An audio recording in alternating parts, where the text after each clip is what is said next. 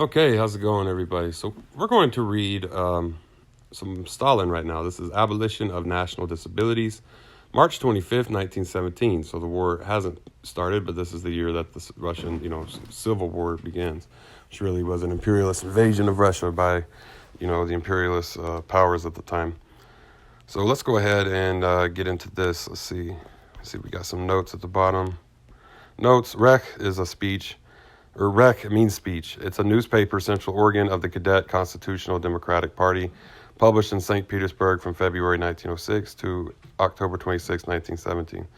Seems to me like the Cadets is the most, what would be like our Democrat Party in the United States, kind of a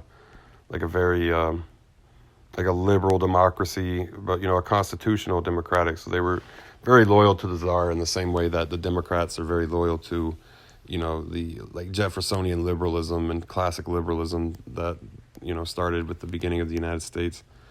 Let's go into another one. Dian, D-Y-A-N, means day. A newspaper founded in St. Petersburg in 1912, financed by the banks and run by the Menshevik liquidators. It was suppressed for counter-revolutionary activities on October 26, 1917. Okay, so let's go ahead and get into this. This is Abolition of National Disabilities. One of the ulcers that disgraced the old Russia was national oppression.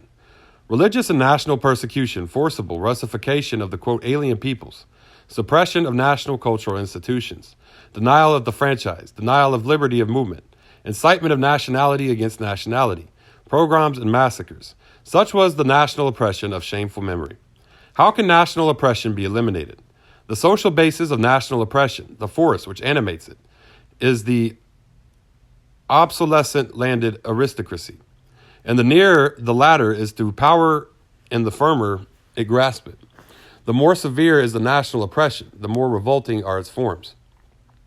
In the old Russia, when the old feudal landed aristocracy was in power, national oppression operated to the limit, not infrequently taking the form of pogroms of Jews and massacres of Armenian Tatars.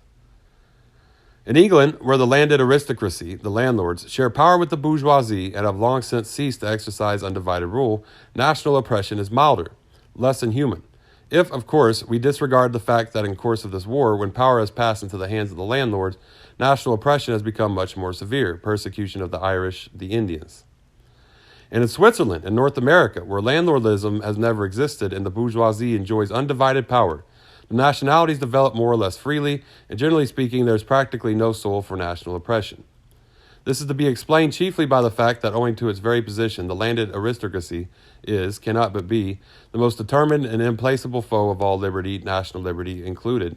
That liberty in general and national liberty in particular cannot be undermined, the very foundations of the political rule of the landed aristocracy. Thus, the way to put an end to national oppression and to create the actual conditions necessary for national liberty is to derive the feudal aristocracy from the political stage, to wrest the power from its hands. Inasmuch as the Russian Revolution has triumphed, it has already created these actual conditions, having overthrown the power of the feudal serf owners and established liberty. What is now necessary is, 1, to define the rights of the nationalities emancipated from oppression, and 2, to confirm them by legislation. This is from the soil from which sprang the Provisional Government decree on the abolition of religious and national disabilities. Spurred by the growth of the Revolution, the Provisional Government was bound to take this first step forward, the emancipation of the peoples of Russia, and it did take it.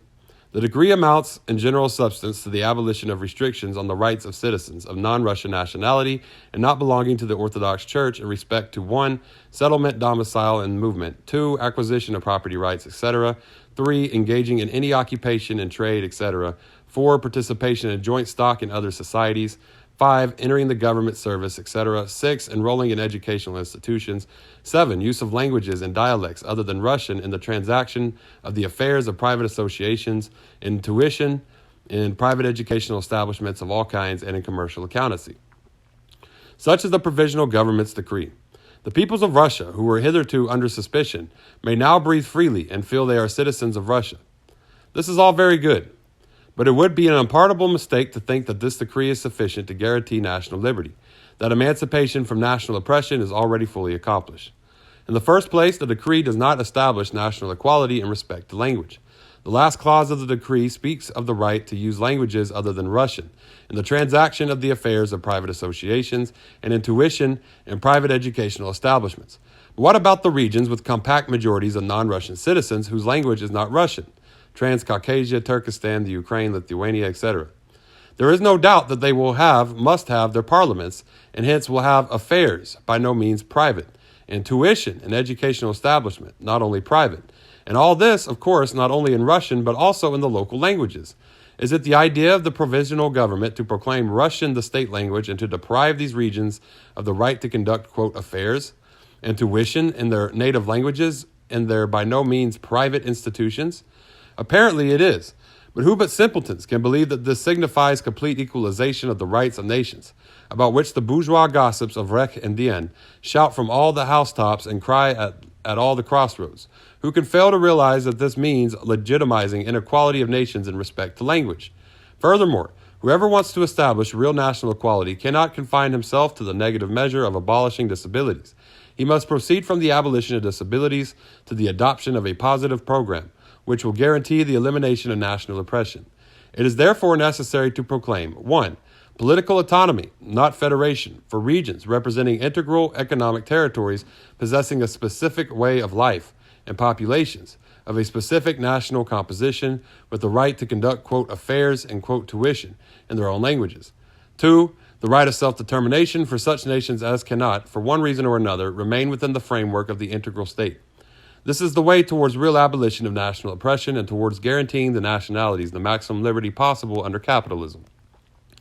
Pravda, number 17, March 25th, 1917. Okay, yeah.